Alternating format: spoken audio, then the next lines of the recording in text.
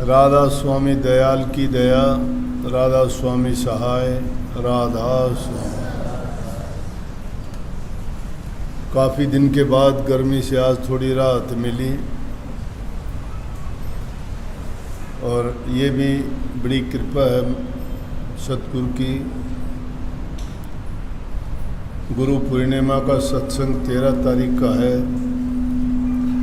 और उससे पहले बड़ा सुहावना मौसम हो जाएगा।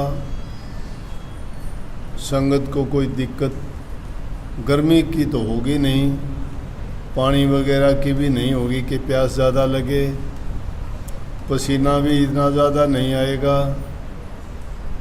अगर बरसात को आप यूँ मान लो कि हमारे कार्य में बाधा है तो गलती है, क्योंकि वो तो मालिक की मौज है। जब हम उनके कामों में कोई दखल नहीं देते तो ये भी उन्हीं का काम है, वो अपने काम में कैसे दखल देंगे। क्योंकि अगर हम अपना काम तो कोई करें तो हो सकता है उसमें दखल हो जाए। सत्संग करना, प्रभु का गुणगान करना, उसको याद करना, ये तो उन्हीं का काम है ना। और जब उनका वो काम नहीं करवाना होगा तो वो भी उसकी मौज और मर्जी होगी कि ना करवाओ। लेकिन फिर भी हम अपनी बुद्धि लड़ाते हैं। हम कहते हैं, सत्संग ये भी कहते हैं जी दया करना सत्संग में तो ठीक हो जाए, सत्संग में तो कोई बाधा ना डाले। भाई सत्संग में बाधा डालना या ना डालना या मेरे दया करने से कोई फ़ायदा नहीं मुझे कहने से। क्यों, मैं तो किसी बात में दखल दूंगा ही नहीं। चाहे धूप निकाल दे तो भी दखल नहीं दूंगा, चाहे बरसात करें तो भी नहीं दूंगा, और चाहे वो कुछ भी ना करके बहुत अच्छा कर दे तो भी नहीं दूंगा, क्योंकि उसकी रज़ा में राज़ी रहने में हमें फ़ायदा है। हर सत्संगी को ये बात नोट कर लेने चाहिए कि जो कुछ बन रहा बने रज़ा में, कि जो कुछ भी बनता है उसकी रज़ा में बनता है। जहाँ कहीं हम अपनी चतुराई अपनी बुद्धि लगाएंगे वहीं पे सोच लेना कि नुकसान उठाएंगे। रात दिन संत हमारे भूल और भरम के पर्दे साधारण बात बता के दूर करते हैं, फिर भी हमें समझ नहीं आती। अगर ये छोटा सा यही नुक्ता अगर हम समझ जाएं तो सारी की सारी परेशानियां हमारी दूर हो जाएंगी। लेकिन इंसान की जो बुद्धि है ये काल और माया के कारण उनमें ऐसी कैद में डाल दी कि उनके सिवाय वो दूसरी बात सोचती नहीं है। इंसान अगर सोचता है तो अपना स्वार्थ, अपना लालच, अपना सुख, दूसरे को चाहे उसके सुख मिलने में बाधा हो उसको, दूसरे के हित की बात नहीं सोचता, उसका हित होना चाहिए, उसको लाभ होना चाहिए। दूसरे को कितने भी हानि नुकसान हो जाए, बर्बाद हो जाए, कोई बात नहीं। उसको खुशी मिलनी चाहिए, दूसरा इंसान तबाह हो जाए, कोई बात नहीं। लेकिन प्रभु कहता है कि दूसरे को दुख दोगे तुम्हें दुख मिलेगा, दूसरे को सुख दोगे तुम्हें सुख मिलेगा। क्यों मिलेगा? कर्म जैसा करोगे परिणाम वैसा होगा। ना परमात्मा करता, ना मैं करता, ना और कोई करता, आप स्वयं खुद करते हो। एक आदमी खाली बैठ जाए, कह दे कि परमात्मा मेरे घर में अनाज डाल देगा। रोगी अगर घर में बैठ जाए, कोई दवा दारू नहीं ले, मैं परमात्मा मुझे ठीक कर देगा। अरे परमात्मा को मानते क्या हो? परमात्मा कोई ऐसी शक्ति नहीं कहीं और बैठा हो, तुम्हारे साथ में है। तुम्हारे लिए आके कोई काम करता है वो परमात्मा ही भेजता है उसको, उसमें परमात्मा की शक्ति काम करती है। बीमार हो, डॉक्टर तुम्हें दवाई देने के लिए आता है, परमात्मा आता है। कहीं चोट लग जाती है, कोई उठाने के लिए, तुम्हारी मदद करने के लिए आता है, परमात्मा का रूप है वो। परमात्मा किसी ने देखा क्या? किसी ने उठा लिया, किसी ने बचा दिया, किसी ने उसको सुख दे दिया? नहीं, वो जिस रूप में भी आता है, वो शक्ति जिसको ज़रूरत पड़ती है वो उसी रूप में उसके वहाँ प्रकट होकर उसकी मदद करता है। ये इंसान की बुद्धि इसीलिए भ्रमित है। ये तो काम करके सोचता है कि मैंने किया, अपने आप को कहता है कि मैंने किया, ये अगर ठीक हो जाता है तो मैंने किया, अगर गलत हो जाता है तो कहता है परमात्मा ने गलत कर दिया, फिर दोष परमात्मा का। नाम भक्ति करने से पहले ज़रूरत है कि इंसान बुराइयों को त्यागे।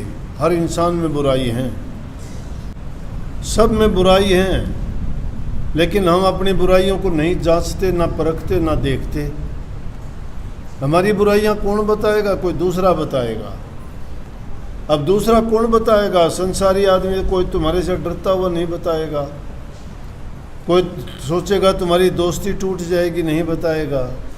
किसी का तुम्हारे से लालच है, वो लालच पूरा नहीं होगा इसलिए नहीं बताएगा, दबा लेगा। गुरु गलत करता है, शिष्य उसकी बात कैसे बता देगा? दबा लेगा। बेटा गलत करता है, बाप उसकी बातें क्यों बता देगा? छिपा लेगा। लेकिन इस तरह की बात जो छिपाई जाती हैं और दबाई जाती हैं, वो बाद में बहुत बुरा रूप धारण कर लेती हैं और वो बर्बाद कर देती हैं। और सच्चाई की बात, अगर कष्ट दुख एक बार होता है, शुरू में ही कह दिया जाए तो बहुत अच्छा होता है। लेकिन क्योंकि हम अपने स्वार्थ और लालच को नहीं त्याग सकते, इसलिए उन बातों को दबा लेते हैं, छिपा लेते हैं और सोचते हैं कि वो हमने बहुत बड़ा काम कर दिया, लेकिन बड़ा नहीं किया। बीज कोई भी डालोगे, पेड़ उसका बनेगा। बुराई का बीज डाल दिया तो कभी नहीं सोचना कि उसके अच्छे फल लगेंगे। अगर तुमने अच्छा बीज बोया है तो ये चिंता करने की ज़रूरत नहीं है कि उस पर अच्छे फल नहीं लगेंगे। देर हो सकती है, बेर हो सकती है, लेकिन परिणाम हमेशा उसका बुरे का बुरा मिलेगा, अच्छे का अच्छा मिलेगा। इंतज़ार करनी पड़ती है। लेकिन इंसान का चोला मिला है तो इंसान को सोचना चाहिए कि मेरे से जितना भी हो सके मैं नेक काम करूं, बुराइयों से बचूं और उस मालिक के नाम का गुणगान करूं। लेकिन हम तो एक ही चीज़ चाहते हैं, इन चीज़ों में से तो कोई बात नहीं, दूसरा भाड़ में जाए, अपना स्वार्थ पूरा हो जाए। परमात्मा का नाम क्यों लें हम? क्या फ़ायदा? बताओ, किस लिए लोगे नाम? दुख तकलीफ होती है तो कहते हो, बड़ा याद करते हो। कोई याद नहीं करता, कोई राम का नाम लेना ही नहीं चाहता। लेकिन उसमें बड़ी शक्ति, बड़ी ताकत है। उसमें अगर आदमी सच्चे दिल से उसको याद करता है तो ये नहीं, हम तो उसको जुए जैसा खेल लगा लेते हैं राम के नाम का, कि किस लिए लेते हैं कि मेरा ये काम पूरा हो जाए, इसलिए भक्ति करते हैं। वो काम पूरा करने के लिए जुआ खेलने जैसे दाव लगा दिया, दाव लगाते हैं राम के नाम पर, दाव नहीं लगता वहाँ पे।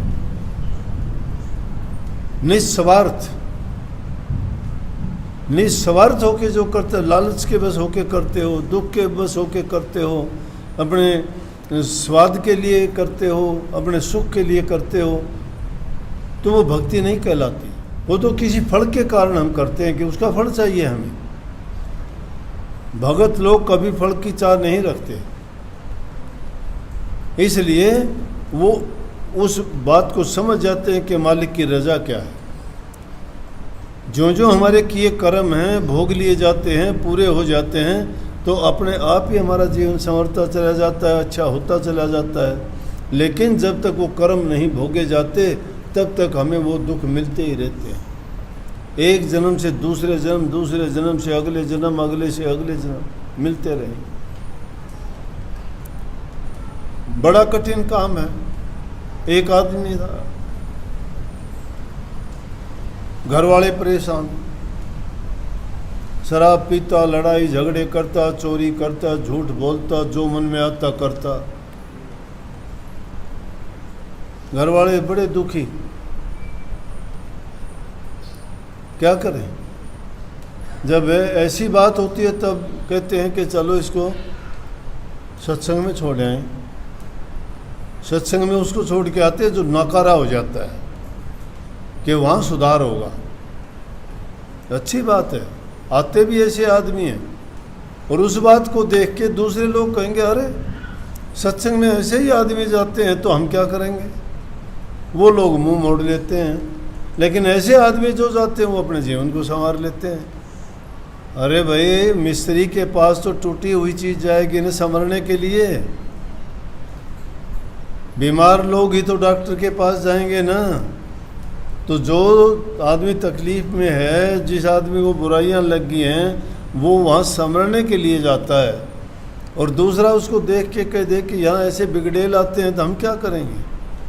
लेकिन संतों का घाट तो ऐसा है जहाँ दुष्ट भी और जहाँ देवता भी, जहाँ पापी भी और धर्मात्मा भी, वहाँ चोर भी और साहूकार भी एक जगह बैठते हैं सारे, लेकिन अपने अपने विचार के अनुसार गुण प्राप्त करते हैं। दुष्ट आदमी दुष्टता लेके चला जाएगा, नेक इंसान अपने जीवन को संवार के जाएगा। भगत लोग अपना जो करनी करने के लिए है वो करनी कर लेंगे। ये तमाशा मैंने बहुत देखा। 40 साल मैंने सत्संग में गुजारे, मैंने इसी तरह के लोगों के देख के मैंने अनुभव किए। किताबी ज्ञान, कथा ज्ञान तो बहुत कम, मैं कोई कहानी आपको खुश करने के लिए या बात की पुष्टि करने के लिए कह देता हूँ। नहीं तो अगर अमली जीवन में मैंने जो लोगों के विचार देखे, उनके जीवन देखे, उनके ख्यालात देखे, उन्होंने मुझे बड़ी शिक्षा दी। उन्होंने क्यों, तुलसी साहब ने कही, तुलसी इस संसार में भांत भांत के लोग, सबसे रल मिल चाली और नदी नाव संजो। सब प्रकार के लोग मिलेंगे। दुष्ट लोगों से भी पाला पड़ा, चोरों से भी पड़ा, ठगों से भी पड़ा, झूठे कपटियों से भी पड़ा, पापियों से भी पड़ा। क्या सोचते हो, मुझे पता नहीं था। लेकिन किसी को नहीं कहा। क्यों नहीं कहा, क्या फायदा। जिसको जो कर्म करना है वो करेगा। मेंढक मछली जल में रहने से तरक्की क्या। वो हमेशा गंगा में स्नान करती रहती है, वहीं पड़े हैं, उनका कल्याण उद्धार हो गया। आप एक बार जाते हो, जन्म जन्मांतर के पाप धोके कहते हो बरी हो गए हम, गंगा स्नान कर लिया, त्रिवेणी स्नान कर लिया, गंगा सागर नहाया है, मंदिर में पूजा कर ली, मस्जिद में जाके बांग दे दी, चर्च में जाके हमने कन्फेस कर लिया, गुरुद्वारे में जाके हमने गुरु साहिबान के साथ तौबा कर लिया, वहाँ सेवा कर ली, हमारे सब गुनाह माफ़ हो गए। हमने गुनाह माफ़ कर लिए, अपने आप कर लिए, अपने मन से कर लिए। ऐसे नहीं होते। हर प्रकार के लोग आते हैं, बल्कि ऐसे लोग ज़्यादा आते हैं, दुखी भी आते हैं, सुखी भी आते हैं। लेकिन दुखी आदमी आएगा तो अपने दुख को दूर कर देगा, सुखी आदमी आएगा तो अपने जीवन को और संवार लेगा। तो बहुत दुखी उसका परिवार। लेके गए महात्मा जी के पास, जी ये बहुत बुरा लड़का है और इसने तो परेशान कर दिए, तंग कर दिए, पड़ोसी भी दुखी हैं, गांव के लोग भी दुखी हैं, किसी से झगड़ा कर लेता है, शराब पीता है, कोई चोरी कर लेता है, क्या करें इसका, हम तो परेशान हो गए। होती तो खुशी है, घर में कोई लड़का पैदा होता है, जवान होता है तो कहेंगे कुल का नाम रोशन करेगा, अच्छे काम करेगा, खुश होना चाहिए। लेकिन क्या करें, तंग हो गए। बोले कि हाँ बताओ भाई, महात्मा करने लगे, बताओ क्या करें। बोला जी आप इसको सुधार दें, सुधर जाएगा भाई, आया कर। नोला जी आपके पास ही रख लो।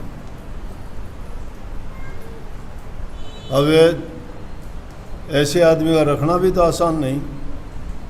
बोले अच्छा रख लूँगा। बोल भाई रहेगा।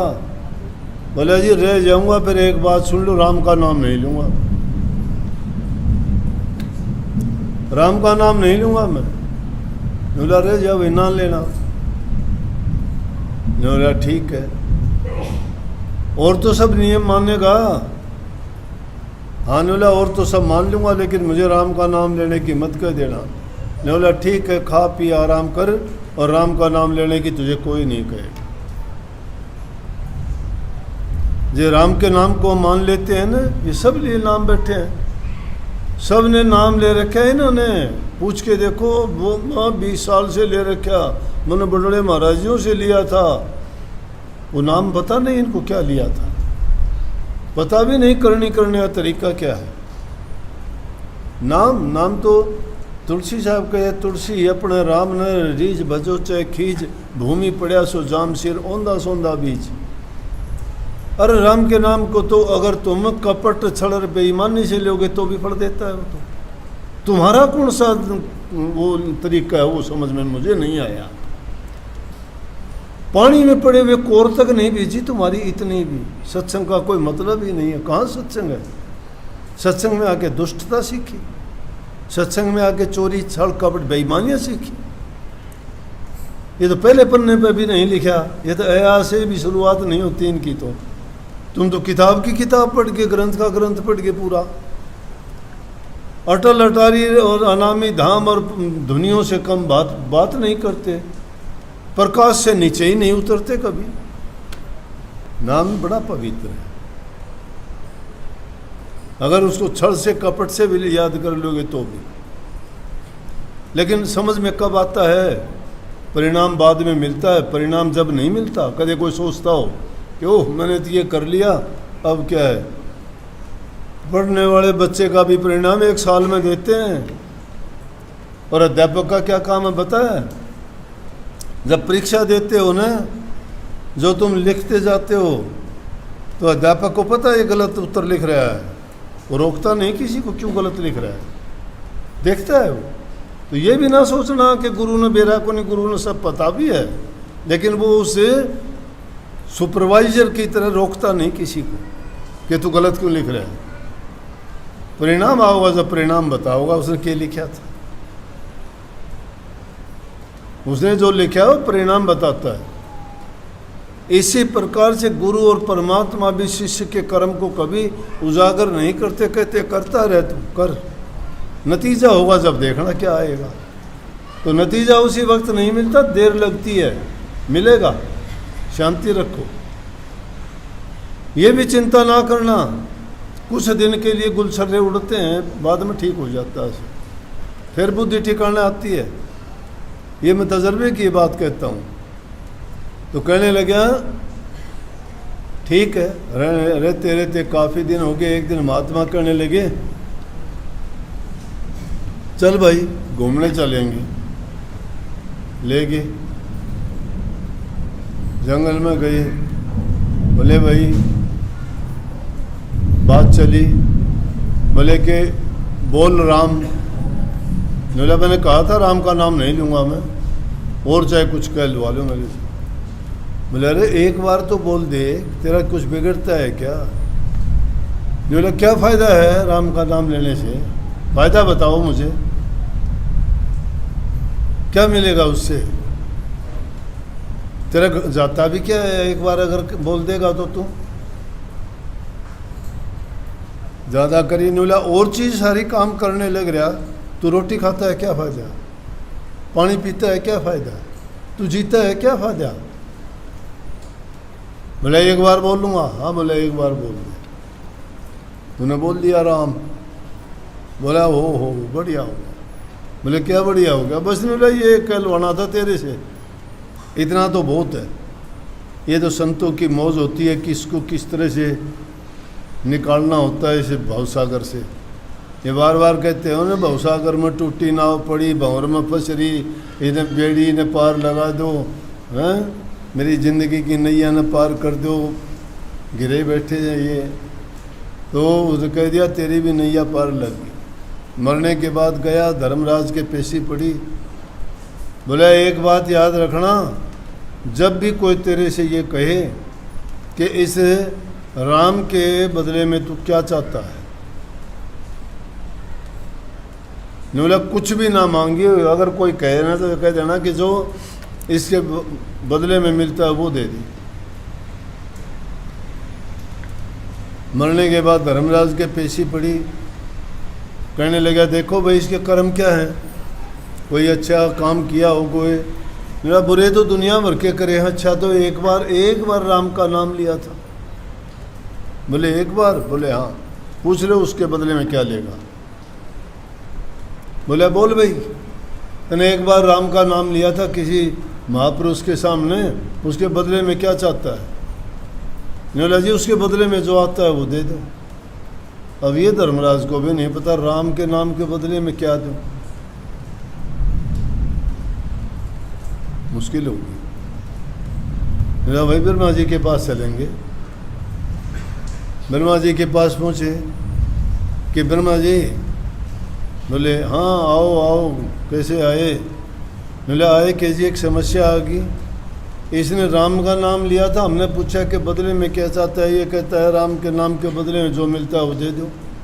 बोले आप बताओ उसके बदले में क्या दिया जाए, क्या होता है?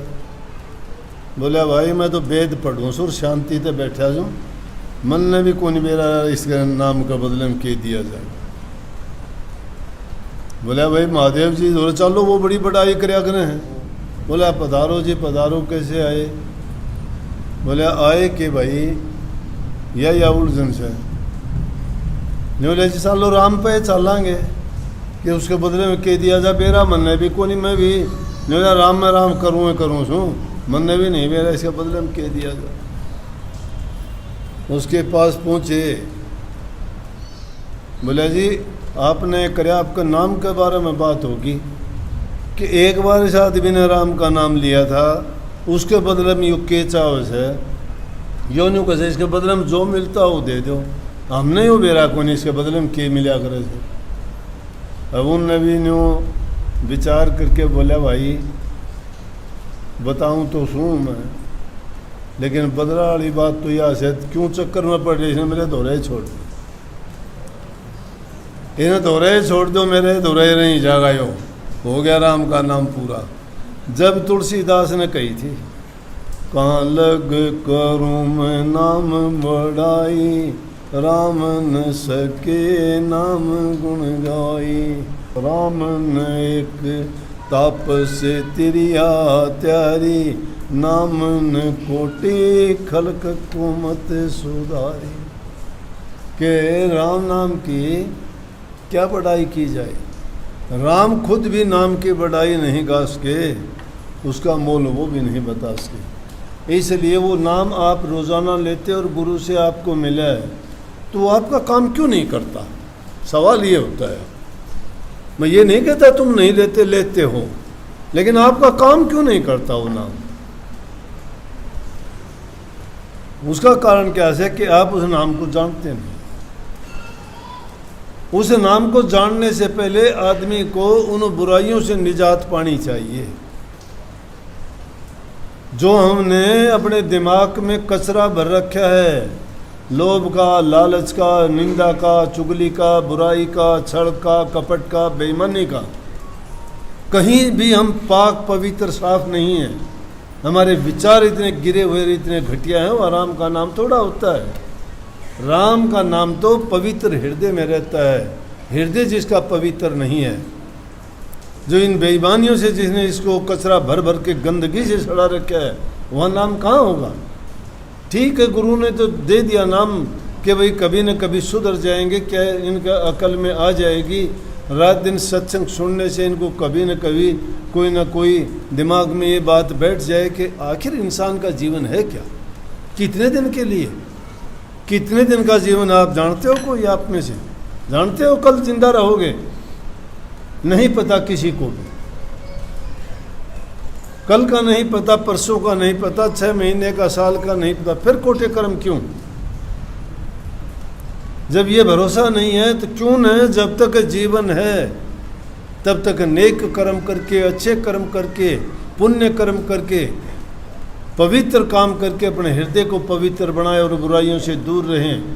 कि जब हमारा हृदय पवित्र होगा, इसमें नाम ठहरेगा, तो वो नाम जब हमारे पास होगा तो उसका मोल देने वाला नहीं, प्रभु के चरणों में ही जाके समाएंगे।